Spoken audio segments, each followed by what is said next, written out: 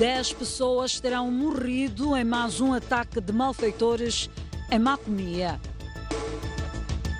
9 pessoas morreram afogadas em naufrágios nos últimos 15 dias em Inhambane. O moçambicano Mohamed Cidade, indicado para gerir licenciamento de clubes na CAF.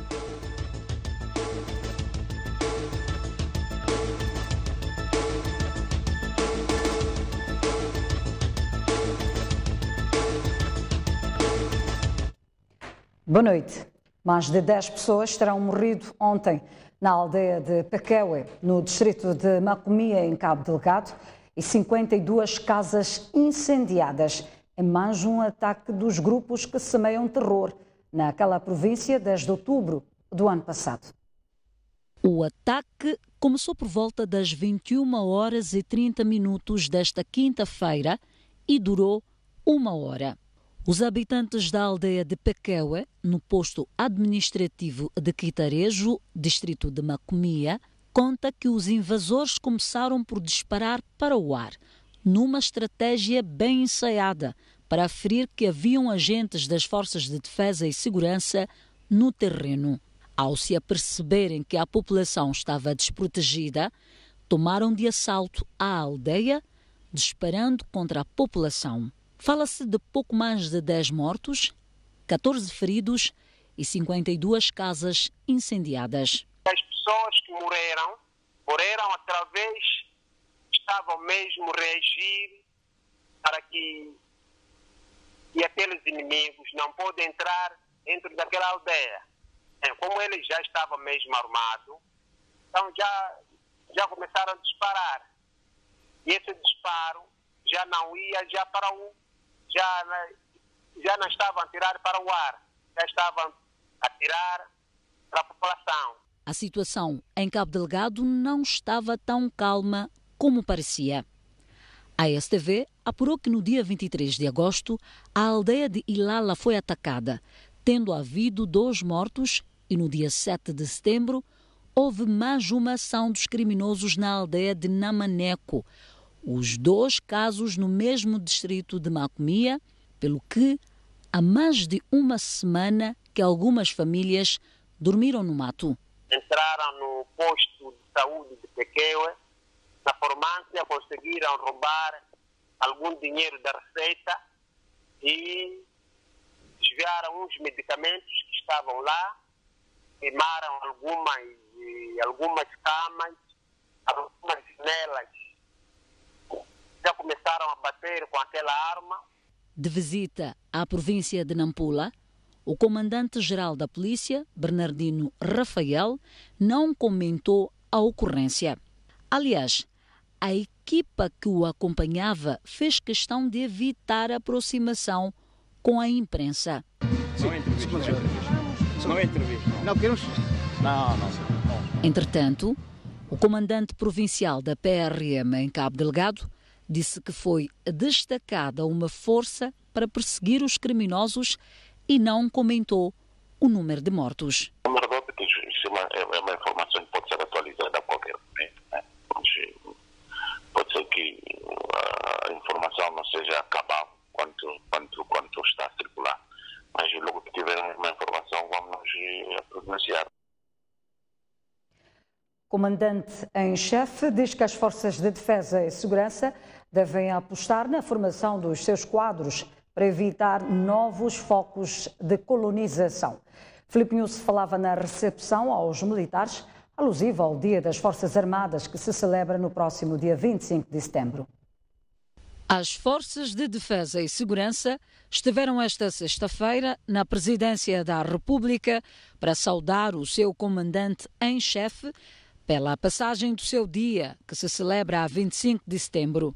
Aos militares, Filipe Nunes exigiu maior aposta na formação para garantir a defesa da soberania do país. Não se garante a defesa de um Estado com forças armadas clássicas no sentido tradicional do termo. Como Estado e Governo, temos a consciência de que é necessário um investimento contínuo, sistemático e bem concebido na modernização das Forças Armadas de Defesa de Moçambique. É preciso apostar na formação do homem, de modo a não prevalecermos inocentes e abrirmos brechas para a possível regressão do que já foi conquistado com tanto sacrifício. Numa altura em que há informações de novos ataques em Cabo Delgado, o chefe do Estado-Maior-General comprometeu-se a acabar com a instabilidade que se vive naquela província. Perante este novo paradigma difuso de ameaças, aproveitamos as comemorações do 25 de setembro para vincar a nossa firmeza e responsabilidade de trabalhar em articulação com outras forças de defesa e segurança para fazer face a este desafio que se coloca à segurança nacional. Ainda esta sexta-feira, o Presidente da República recebeu em audiência o arcebispo de Maputo, Dom Francisco Chimoio, num encontro que serviu para passar em revista a recente visita que Filipe Nyusi efetuou ao Vaticano, assim como os esforços para o alcance da paz efetiva no país. Quando alguém realmente é respeitado, é desejado, é amado, é aceito, facilmente também colabora. E porque o Papa disse que só depende da saúde para visitar Moçambique em 2019, Dom Francisco Chimoio prometeu orar para que o Santo Padre tenha saúde e venha visitar Moçambique. O Estado passa a poupar 130 milhões de meticais que eram destinados à importação de frango, com a abertura hoje do Centro de Reprodução de Namacha. O Presidente da República foi quem dirigiu a inauguração do empreendimento e destaca a necessidade de apostar na qualidade. Com uma capacidade de produzir pouco mais de 6 milhões de ovos férteis, ou seja, que reproduzem galinhas, Filipe Nyusi fez a abertura do primeiro centro reprodutor da Zona Sul, localizado em Namacha, província de Maputo. O empreendimento é considerado como sendo um dos mais sofisticados da África Austral e a expectativa é que contribua para a redução da fome. Com a inauguração deste empreendimento, o cenário vai começar a mudar. Entre os desafios perfilam a necessidade de aumento de unidades de abate, a melhoria da qualidade de frango e produção nacional de ovos férteis, por forma a conseguirmos a segurança alimentar e nutricional, bem assim maior independência da produção nacional de frango. A IGEST investiu 350 milhões de meticais para a construção do Centro de Produção de Ovos Férteis, que vai contribuir com 10% da necessidade global do país. Esta unidade vai produzir por ano 6,8 milhões de ovos de incubação, cerca de metade das nossas atuais necessidades. O desafio de aumentar a produção continua, uma vez que esta unidade representa apenas 10% das necessidades totais do país. Por último, permitirá uma redução imediata de importações equivalente a 130 milhões de meticais. Filipe Nyusi visitou um dos 12 pavilhões do Centro Reprodutor de Ovos Férteis, que, entretanto, ainda não tinha galinhas usadas para a produção de ovos. Os demais pavilhões não estiveram abertos ao público devido a regras de segurança. O Centro de Reprodução de Namacha tem uma capacidade para 11 mil galinhas reprodutoras de ovos férteis. Filipe Nyusi saúda o papel da mulher moçambicana na busca de uma paz efetiva. O Presidente da República falava ontem num encontro que manteve com o movimento Mulheres pela Paz. Foi durante o encontro que o Presidente da República, Filipe Nyusi, se manteve com membros do movimento Mulheres pela Paz, onde disse que a mulher joga um papel importante no alcance de uma paz efetiva. Filipe Nyusi disse que um dos pontos importantes a tomar em consideração não é o autor da paz, mas sim o alcance da mesma. Nós temos que apelar e realizar. Isso é extremamente importante. Eu sinto da vossa parte um mérito de não disputar vantagens, porque se existir um esforço de quem disputa vantagens, quem fez, quem traz paz, não iremos resolver, porque se é o caso, é preferível nós trabalharmos dizendo que não fizemos nada para a paz, mas se existir a paz estaremos realizados, do que estarmos preocupados para que as pessoas digam que quem fez isso é aquele ou este. Isso não vai ajudar, porque o povo continuará mesmo a sofrer sem fazermos isso.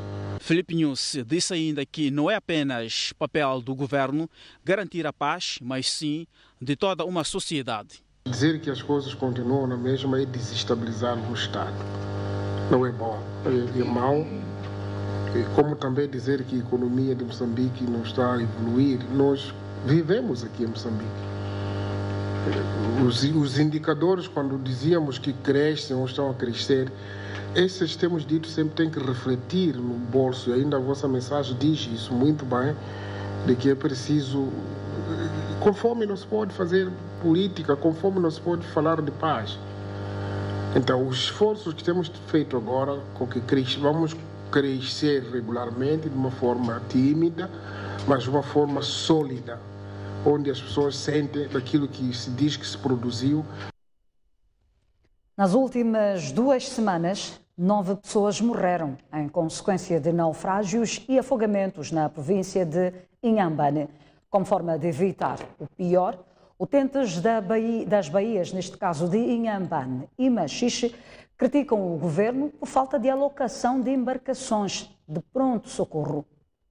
Em consequência do mau tempo que se tem registrado em agosto e princípios de setembro, 9 pessoas perderam a vida a nível da província de Inhambane, resultantes de naufrágios e afogamentos. Das vítimas, consta uma cidadã de nacionalidade italiana que perdeu a vida na praia de Závora, distrito de Inharime. Mas outros incidentes aconteceram em Zavala, onde uma embarcação de pesca artesanal tinha carregado seus familiares. É um naufrágio que vitimou quase 5 membros da mesma família.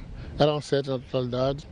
Os 2 salvaram. Realçar que no dia 25 de setembro de 2016, 4 pessoas perderam a vida na Baía da Machixe em consequência de um naufrágio. E utentes desta via fazem duras críticas ao governo por falta da colocação de embarcações de emergência em caso de situações de naufrágio. O que acontece é que quando há situações de naufrágio, o governo corre para situações ad hoc, não é? Aliás, há 2 anos atrás houve um lá do lado da Machixe e muita gente pereceu porque não teve pronto-socorro. Estamos, por exemplo, no dias como hoje, nós temos medo de embarcar, porque não tem embarcações que possam nos ajudar se por acaso aconteça um naufrágio. Que eles fizessem uma equipa de salvação aqui, imediata, né? Uma coisa... Deviam ter lanchas preparadas para isso. A administração marítima garante que estão criadas as condições para responder quaisquer incidentes. Existem condições de manter a segurança para as embarcações. Apesar de não usar as nossas embarcações em algum momento, usamos as próprias embarcações em atividade. Temos essa orientação, essa capacidade de qualquer embarcação ser usada em caso de emergência. 4 cabeças de listas dos partidos Frelimo, Renamo, MDM e MAM debateram na Faculdade de Ciências Sociais e Políticas da Universidade Católica de Moçambique, delegação de Climane, os seus manifestos de governação, caso cheguem ao poder.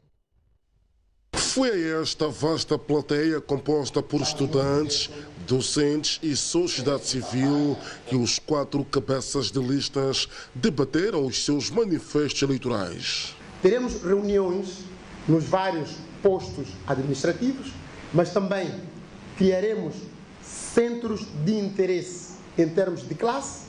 Digo de classe, estou a referir, por exemplo, docentes, enfermeiros, juízes, médicos e outros, para que aqueles que são os seus desafios, as suas ansiedades, se manifestem naquilo que é o programa de governação e também no próprio orçamento municipal. Estamos a falar apenas de vias de acesso, estamos a falar de estradas, estamos a falar de pontes, mas também poderíamos falar da situação da criminalidade dentro da nossa cidade, sobretudo na zona de Isidua. Sabemos nós que a criminalidade está a se acentuar cada vez mais. Com isso, precisamos estender a situação da iluminação pública, porque por via da iluminação não vamos dizer que acabamos com a criminalidade, mas diminuímos drasticamente este grande problema. Com toda a atenção, os presentes acompanhavam os manifestos. Por as vias de acesso eficazes. Temos problemas de água no Sul, e Sul é uma zona salubre. Há uma necessidade urgente de nós, junto do CIPAC, poder-se canalizar água naquela zona. Nós queremos trazer o emprego para a juventude. Nós queremos criar condições para reforma a todos aqueles que têm idade suficiente para reforma no setor público. O que está acontecendo na cidade de Climane, há pessoas com idade de reformar, mas depois de reformar vai se recontratar num outro projeto. Mas depois dizemos que não há emprego para a juventude. Onde é que ele vai trazer o emprego? E no debate, os participantes colocaram diversas questões. A necessidade da autonomia financeira robusta do município é uma delas. Qual é a estratégia que vai usar para dar emprego aos jovens e não trabalho? Meu companheiro sabe disso, nós estamos a lutar para que possamos ter indústrias daqui. Sempre falamos, até nos comícios eles falavam, Orori, Amuguia, Madali, não sei o quê. Não é filmar não.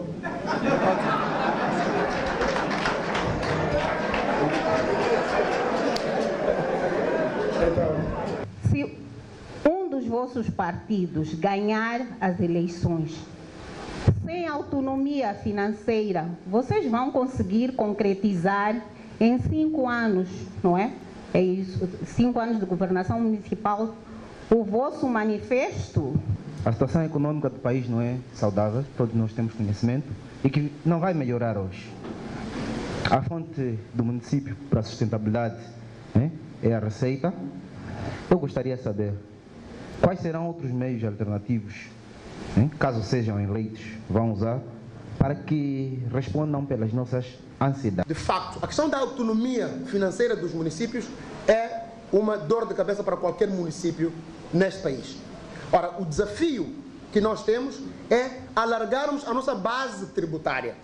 Há duas formas. Uma é aumentar o número de pessoas que vêm pagar, e a outra é criarmos incentivos para as pessoas poderem pagar. Quanto aos transportes públicos urbanos, Moçambique teve 290 transportes há pouco tempo, mas a província da Zambésia não recebeu nenhum. Como é que vão resolver este problema? Mais uma vez, saudar essas ideias tão fortes, porque para mim já aproveitei alguns elementos também para incluir no manifesto do meu partido Frelimo, e farei disso elemento ou instrumento de trabalho.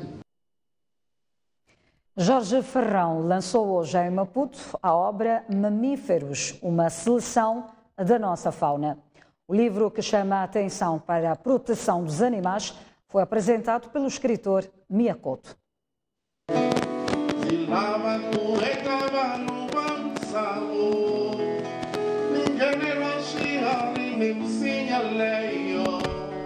Não faltou música ao lançamento da obra de Jorge Ferrão. Tratando-se de um livro didático, Roberto Chitzonzo cantou Donza, convidando os leitores a investir no conhecimento. Donza, Donza,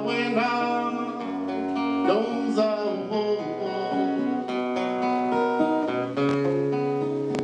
Em 128 páginas, neste livro, Jorge Ferrão refere-se, entre vários estudos, à distribuição dos mamíferos ao longo do território nacional, mencionando animais extintos no país. A obra foi apresentada pelo escritor e biólogo Mia Couto, quem chamou a atenção para a necessidade de se proteger os animais. E o autor explicou porquê. Porquê é que nós estamos preocupados com os bichos, com os animais, com os mamíferos, se temos tantos problemas com as pessoas, se há tanta urgência com a pobreza e tudo isso? Eu posso dizer que essa pergunta está mal feita. Porque essa separação entre o que é das pessoas e o que é dos bichos não deve ser feita assim. Nós aprendemos a ser pessoas através dos bichos, através dos animais. Uma grande parte dos nossos valores humanos, morais, nascem quando nos contam histórias. E em todas as culturas do mundo, as histórias são de infância. são muito fundadas nos animais. Fazendo do auditório do BCI uma sala de aulas, Ferrão aproveitou a cerimónia de lançamento do livro para corrigir vários equívocos no que diz respeito ao conhecimento dos animais mamíferos no país. A administração colonial, ela não conhecendo a fauna que tinha, pegou em nomes portugueses e tentou adaptá-los aos animais moçambicanos. Eles começaram a tratar o nosso cabrito do mato por gazela, mas na verdade o nosso ecossistema não tem gazelas, a Thomson Gazelle, mas todos nós aqui na sala falamos em gazela de forma mais natural.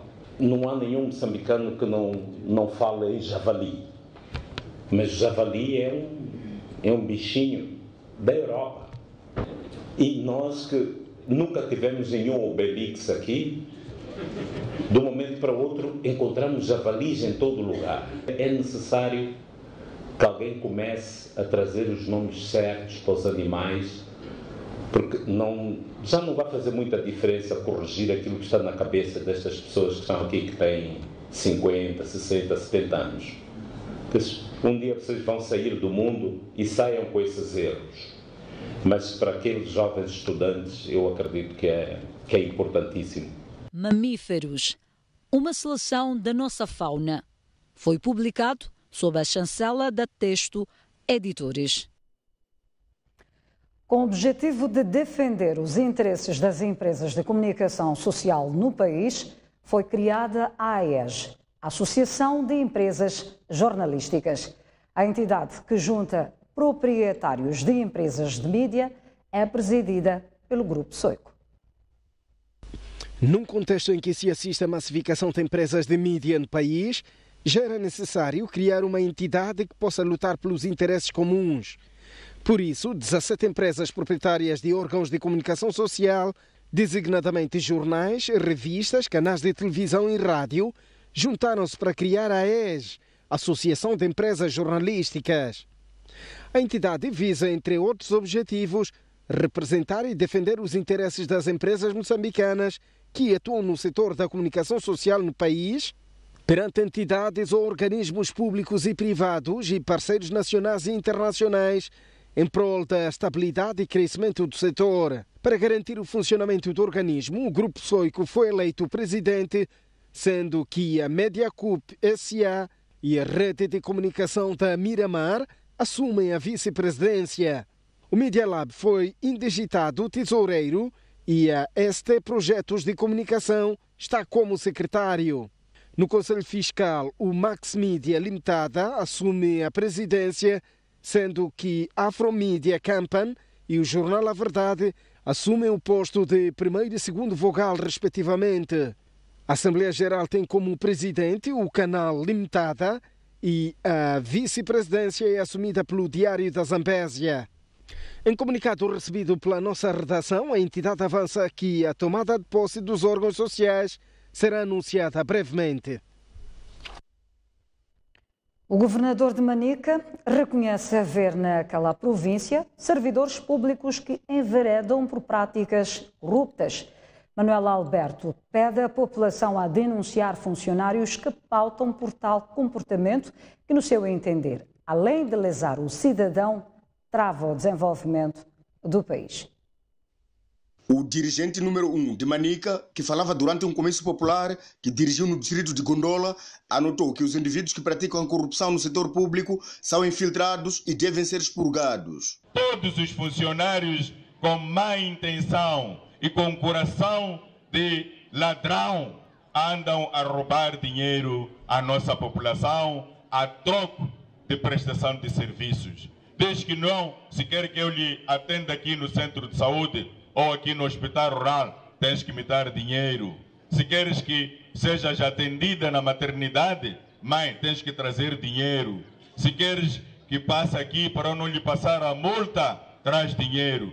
Estas práticas são práticas corruptas que só enriquecem de forma fácil aos malandros que estão infiltrados no nosso aparelho do Estado. Vamos todos combater a corrupção combater os malandros que andam nas nossas instituições públicas. Manuel Alberto avançou por outro lado que o cidadão não pode ficar prejudicado por causa de apetites monetários daquele tipo de servidores públicos. Aquele imposto que pagamos, as taxas que pagamos ali no município é para servirem a nós. Não justifica que depois de nós termos pago esses nossos parcos recursos, temos que também ser cobrados. Não vamos permitir que haja mais cobranças para além do que nós já pagamos. No quadro da sua visita à província, Manuel Alberto já escalou sucessivamente os distritos de Tambara, Guru, Makossa, Barue, Manica, Sussundenga, Gondola e cidade de Chimoio, onde manteve encontros com governos locais, orientou comícios populares e reuniu com diversos segmentos da sociedade.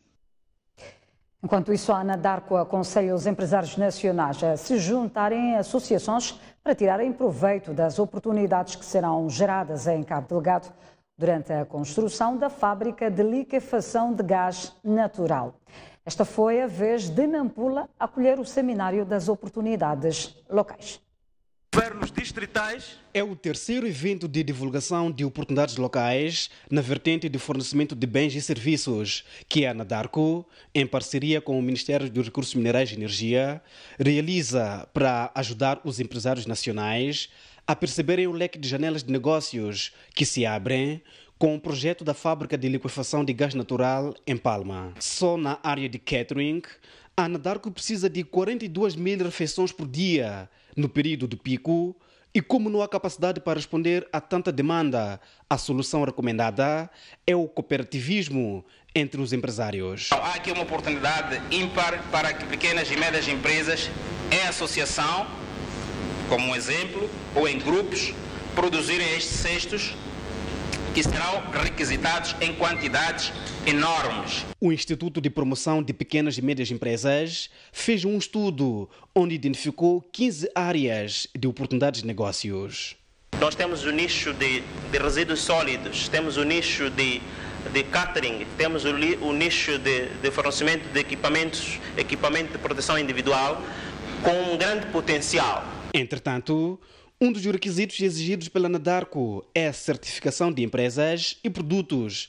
Por isso, o Instituto Nacional de Normalização e Qualidade aproveitou o evento para falar dos procedimentos para a aquisição do selo.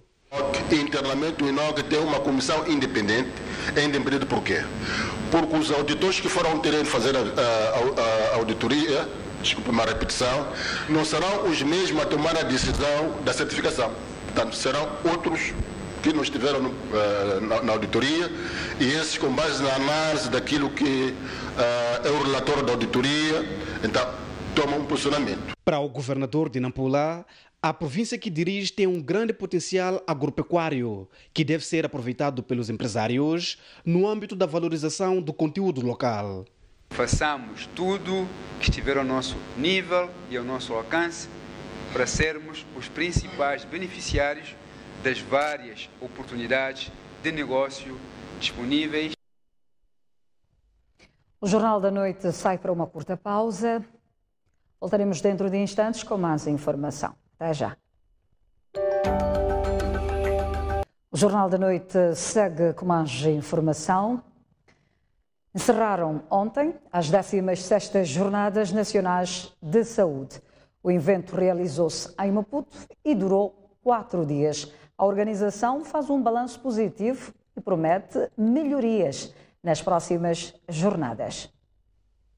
Sob o lema promovendo a intersetorialidade e a participação comunitária para o alcance dos Objetivos do Desenvolvimento Sustentável, o Instituto Nacional de Saúde, em parceria com instituições públicas de ensino superior, com ação na área de saúde, realizou as 16ª Jornadas Nacionais de Saúde.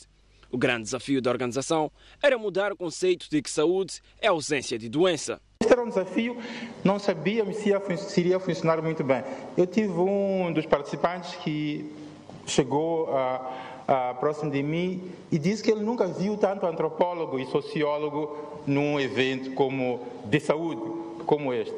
Então, isso foi propositado. Não podemos falar de determinantes de saúde se não tivermos sociólogos e antropólogos conosco. Foram apresentados 551 trabalhos de investigação realizados em Moçambique nos últimos 3 anos, dos quais 171 apresentados de forma oral, enquanto 380 foram apresentados sob forma de cartazes. O programa científico do evento compreendia sessões plenárias, sessões paralelas temáticas em número de 34 e simpósios em número de 16. De acordo com os organizadores, os números bateram recorde em relação às jornadas anteriores. Na hora do balanço, o Instituto Nacional de Saúde diz que abraçaram o desafio com coragem e faz uma avaliação positiva. Temos a convicção que foi uma experiência boa e que serviu para colher algumas lições para melhorar o próximo evento, que talvez já não será inovação, mas será só melhoria.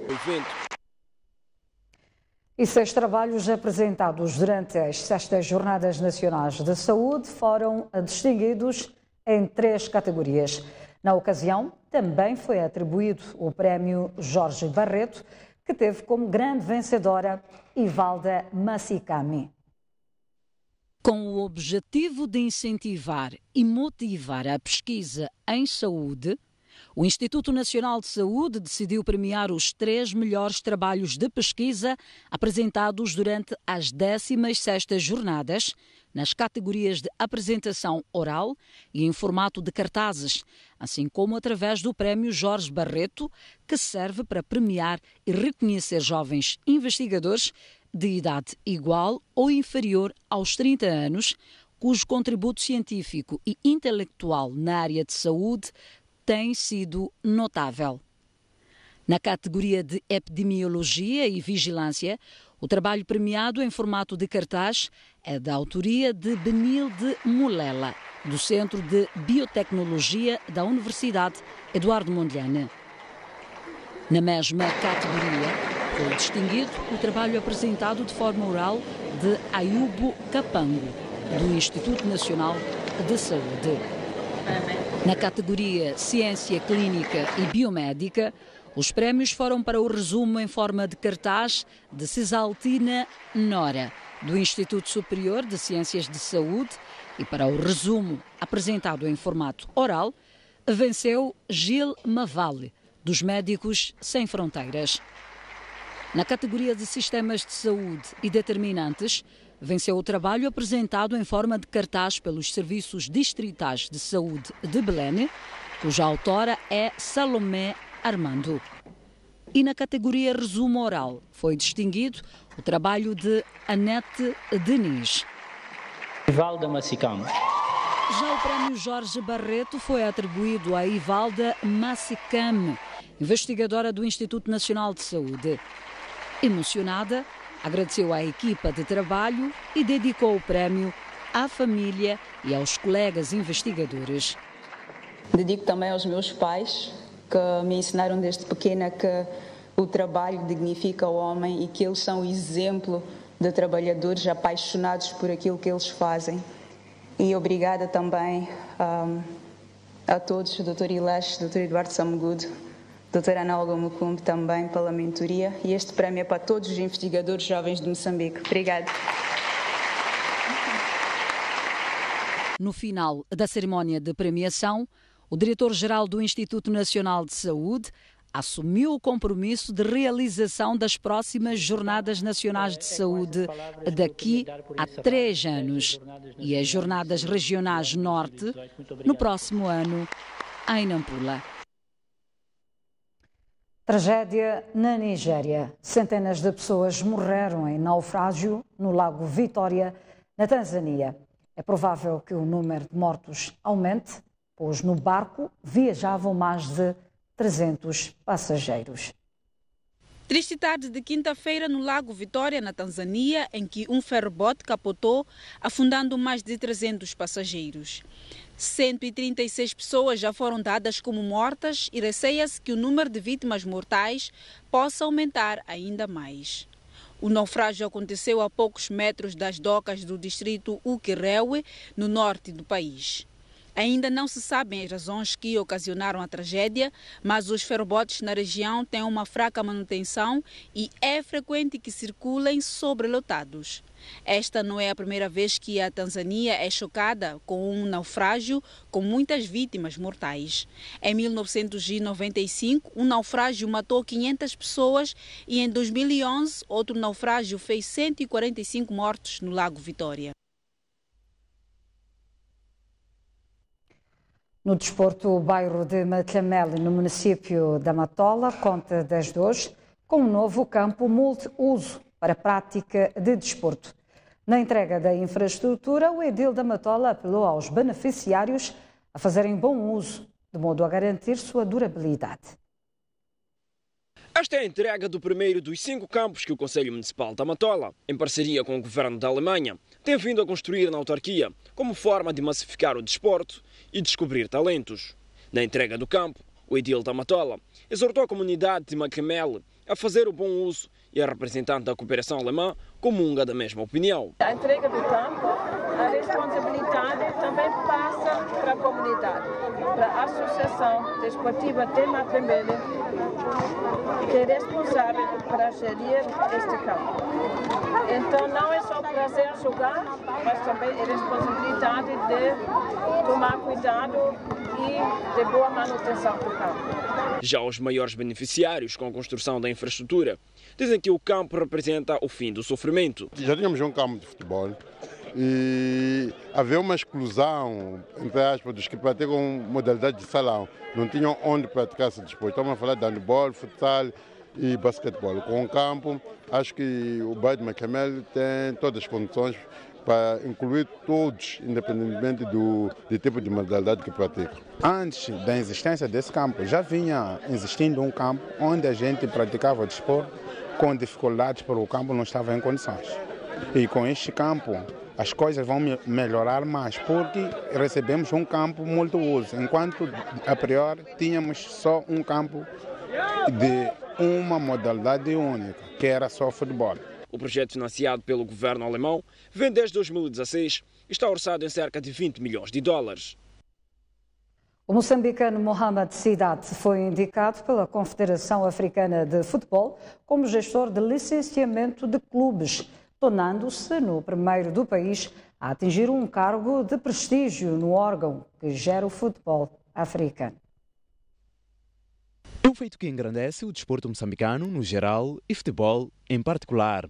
Mohamed Sidat irá integrar de forma permanente os quadros da Confederação Africana de Futebol na qualidade de gestor de licenciamento de clubes.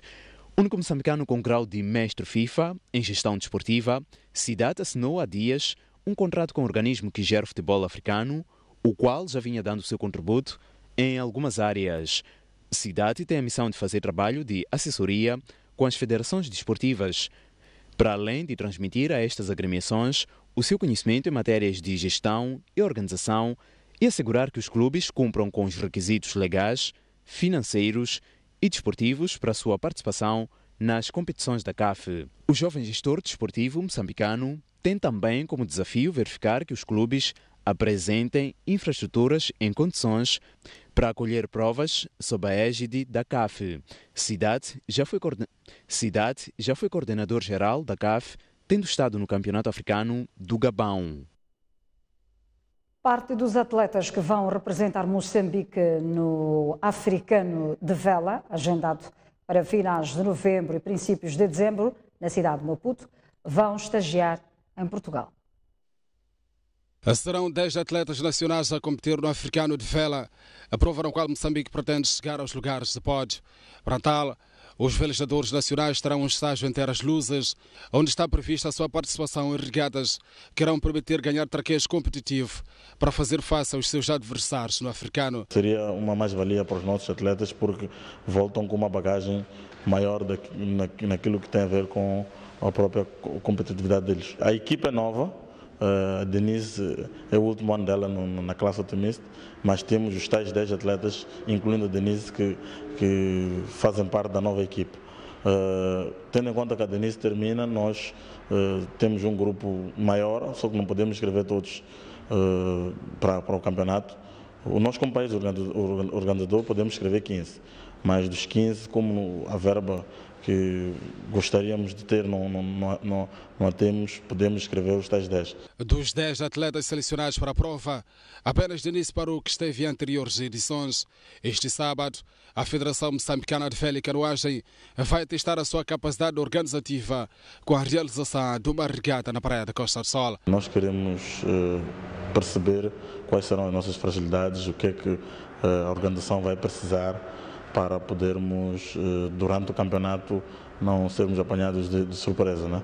Sabemos que temos uma experiência em organizar eventos de género, mas há sempre uma surpresa que pode advir da organização de eventos de tamanha natureza. Até o momento, 9 países confirmaram a sua presença, mas a Federação espera ter mais participantes da Europa e, na qualidade de convidados, virão o Portugal e a Alemanha, e da Ásia, os Emirados Árabes Unidos e Oman. Uma pequena correção no Jornal da Noite. A tragédia aconteceu na Tanzânia e não na Nigéria, como aqui havíamos referenciado. Vamos sair para uma curta pausa.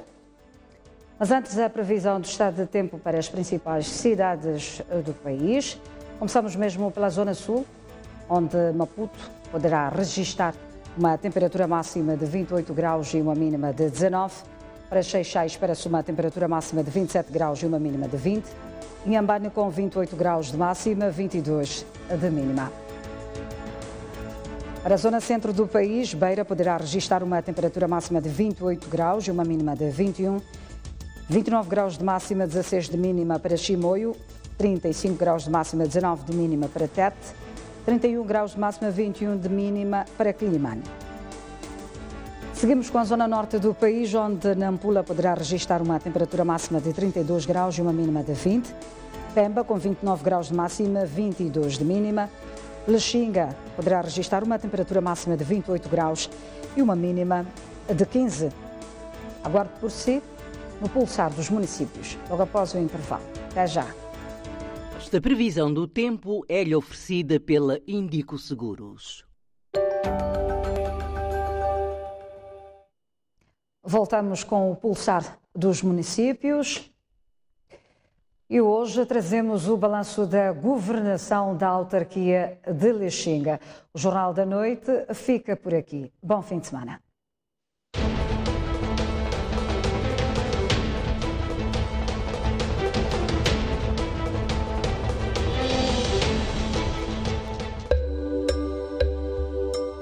Lixinga é a capital da província do Niassa, no extremo noroeste de Moçambique. A sua superfície de 280 km quadrados é dominada pela terra vermelha, característica da região. O presidente do Conselho Municipal da cidade de Lixinga chama-se Saída Amido, mas para este trabalho de pulsar o município, indigitou os seus vereadores para mostrarem o que foi realizado ao longo do quinquênio, mesmo sem facultar o seu plano quinquenal de governação. No centro da cidade, as estradas são o rosto mais visível do pouco trabalho realizado. Parte considerável apresenta um desgaste que resulta de anos sem intervenção, com buracos que dificultam a circulação. O município de Lixinga, o que a gente achava que podia ser, né? No meu ponto de vista, primeira coisa, podia dar as prioridades às estradas. Sim, tanto a estrada da cidade, assim como as ruas dos bairros. Está péssimo. Uma vez mais que quando chove, né, é difícil transitar para os bairros. Assim tanto como aqui na cidade, está cheio de buracos. Não, buracos, sim. Nestes últimos meses do mandato é que começaram obras de tapamento de buracos nas zonas mais críticas, tal como se pode ver nas imagens. Assim como estão a arrancar, assim vamos ver depois, mas antes estava mal. Estava mal mesmo. Agora, como estão a renovar, acho que com o andar do tempo as coisas vão andar bem. Nós estamos preocupados em organizar estradas, mas outras ruas que vão diretamente nos mercados. Todos os mercados que estão aqui dentro da cidade têm que organizar as ruas. As obras de vulto na estrada que sai da cidade até o aeroporto não pertencem ao município. Fazem parte de uma espécie de bônus do empreiteiro que esteve encarregue pelas obras da estrada Quamba-Lixinga, tal como deu a saber o vereador para a área de infraestruturas e urbanização. Este projeto onde nós estamos está inserido, portanto, nos 14 quilômetros. E o projeto provém, portanto, da asfaltagem da estrada Quamba-Lixinga E dentro desse projeto estão contemplados 14 quilômetros no raio municipal e uma desses 14 quilômetros, portanto, os 3 quilômetros e 100 estão inseridos, portanto, nesta obra onde nós nos encontramos.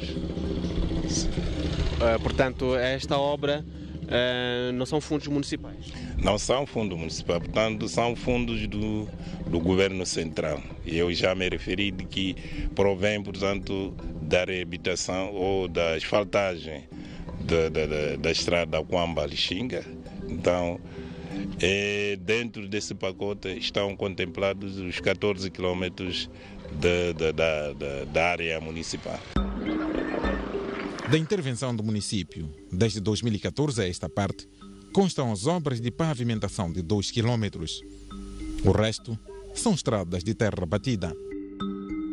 O Conselho Municipal da cidade de Lixinga conseguiu fazer, numa primeira fase, a abertura de 4 quilômetros e 600 metros na periferia da cidade, quer dizer, são abertura de novas estradas e essas estradas, portanto, dentro das expansões que foram, portanto, abertas. E dentro deste mesmo contexto, fizemos a reabilitação das estradas municipais de terra batida numa extensão de 7,7 quilômetros. E construímos 2,2 quilômetros de estradas com pavê. Uma das estradas é esta, que tem a extensão de 300 metros, e a outra com 1,9 km. Uma das obras de pavimentação nem sequer chegou ao fim, tendo terminado a metade do troço, que devia chegar à zona da Universidade Pedagógica. A rua terminou por aqui mesmo, com o pavê, mas daqui para frente tem muitos buracos, também não está bem organizado. E por isso tem muitas consequências, como acidentes, tem muitos acidentes porque está perto de uma escola. E os carros, a estrada principal está muito esburacada e a tendência dos carros é fugir para o lado da escola. E por isso tem como consequência acidentes. Assim, por exemplo, a ir até a UP é uma distância, como é que fazem? Entram os chapas? Como é? Não entram chapas porque a estrada não está bem organizada, tem muitos buracos, tem muitas crateras, posso falar assim? Os fundos daquela estrada, portanto, a partir do fundo, são os valores que vêm, portanto, do fundo de estradas. Então, são os fundos em que centralmente nos manda anualmente. E esses valores andavam a oscilar. Numa primeira fase nós tínhamos o valor de 13 milhões anuais, mais tarde foram diminuindo para 9 milhões. E vendo os custos do próprio material e a distância para adquirir o cimento e outros materiais aqui em Niassa, portanto, os empreiteiros ou o empreiteiro teve suas dificuldades. E com isso não conseguimos, portanto, chegar aos 3 quilômetros planificados, mas neste momento nós já fizemos 1,9 km. Ao todo, são 23 quilômetros de estrada asfaltadas e pavimentadas e 26 quilômetros de estrada terra batida, que constituem toda a rede viária do município da cidade de Lixinga. O acesso à água potável ainda é um desafio para muitos municípios da periferia da cidade, uma realidade não isolada. No último inquérito ao orçamento familiar do Instituto Nacional de Estatísticas, colocou a província do Niassa como a que menos agregados familiares têm acesso a fontes de água canalizada para beber. Nos últimos tempos, nesse caso me refiro desde o princípio do ano para cá, o município sinceramente está a trabalhar muito. Estamos a ver algumas estradas em manutenção, algumas já. Temos exemplo da própria rotunda, já está reabilitada toda ela, mas ainda temos algumas lacunas, né, para se tapar. E salientar que temos problema da água. Essa parte da água é normal, a água tem saído mais ou menos às 22, 23, 2 horas. E isso para uma pessoa, digamos que não tem muro em casa, é um risco. e a pessoa quer aproveitar a água naquele momento, porque todo dia não sai. Voltando às obras públicas, consta da realização do atual elenco a construção de 2 mercados municipais. 2 estão em obras. Um deles situa-se numa zona onde praticamente não se nota qualquer movimento de comerciantes e compradores, pelo que passa mais tempo trancado do que aberto. Cada mercado, neste momento, o valor oscila, portanto, por aí 2.900.000 a 3 milhões. Nesta zona é uma zona, portanto, de entrada dos produtos. Então, durante a planificação, junto com os munícipes e os próprios líderes comunitários, viu-se que haveria, portanto, a necessidade de implantação do mercado para a recepção dos produtos que vêm, portanto, dos campos, e aqui seria o ponto, portanto, da partida, ou da recepção dos produtos que vêm dos campos, e da cidade viriam aqui fazer a compra. E se neste momento não temos aqui a população, trata-se o tempo, portanto, da preparação das machambas. Penso que é a população que vive próximo desse mercado, neste momento encontram-se nas machambas. Entretanto, o baixo nível de intervenção do município no desenvolvimento da cidade prende-se com a fraca capacidade de arrecadação de receitas. Em termos gerais, a coleta de receita no município de Lixinga não é das melhores. Nós temos quase no nível do nosso comprimento das nossas receitas, atingimos até 50%. A que se deve? Há motivos, vários motivos. Fuga ao fisco. Muitas das vezes o nosso cadastro de coleta de receitas, contamos muito com os mercados. E os mercados, normalmente, há muitos que já têm as barracas já fechadas por falência. E tomamos como medida, num determinado momento, a aderirmos ao cadastramento de outros impostos, como o IPRA, e conseguimos nesse momento a volta de 8.000 imóveis sujeitos a IPRA. E esses já começaram a pagar? A nossa previsão de cobrança era para o próximo ano. Próximo ano, logo a partir de janeiro, segundo o que está estabelecido pela lei, vamos começar a cobrar.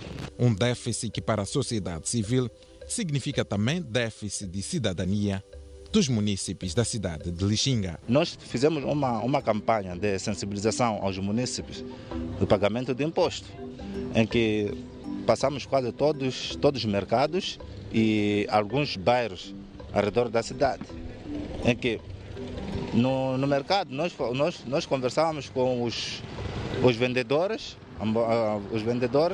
a sensibilizar no pagamento do imposto, o pagamento das senhas que eles têm distribuído para o próprio município, né? Recolha de angariação de fundo para o funcionamento do próprio município. Enquanto os próprios munícipes ou cidadãos que estavam lá entrevistados, eles sempre diziam: nós não conseguíamos pagar, porque a gente não sabia qual a vantagem, qual a necessidade de a gente pagarmos esses impostos. E se for para pedir uma avaliação geral da governação, o que se pode dizer da idealidade de Lixinga? Não vamos dizer que está tudo bem, mas também não está tudo mal. É verdade que tínhamos grande esperança de que muitas realizações podiam ter sido fechadas, mas temos uma esperança porque estamos a ver que, por exemplo, a estrada, embora no fim, não é, mas já está a chegar. Então, não é uma avaliação péssima. Temos alguns setores que podiam ter sido melhores, como a questão da rede de cobertura de água. Existem bairros que ainda não têm acesso à água potável. A rede sanitária também, não é? Que são serviços básicos. Temos ainda muitos problemas de estrada.